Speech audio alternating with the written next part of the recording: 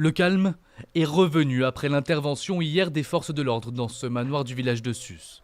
À l'intérieur, environ 70 adeptes de la secte Tabitha's Place. Mais à les entendre ce matin, on pourrait croire que rien ne s'est passé. Je suis là, ça, j'ai du travail. Ouais, j'imagine. Mais justement, ça vous fait pas bizarre de voir ça, de voir ce qui se passe autour de ce manoir, autour d'ici? Ça vous fait pas...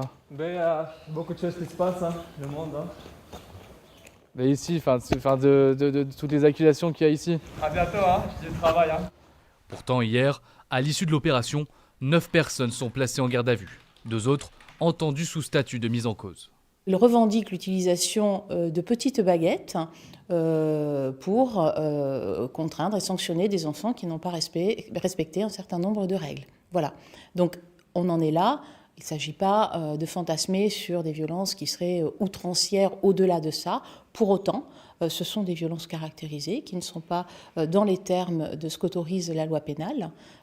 Et à ce titre-là, je souhaite que le juge d'instruction puisse faire toute la vérité sur la caractérisation de ces infractions.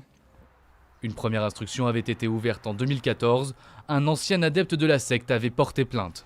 Il évoquait des méthodes de manipulation mentale et l'exploitation des membres de la secte. 5 ans après, son avocat se félicite de cette nouvelle avancée.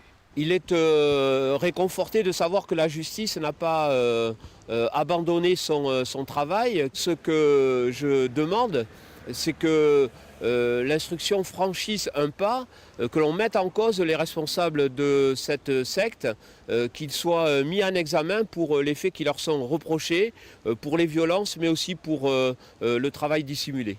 Depuis hier, plusieurs gardes à vue ont été levées.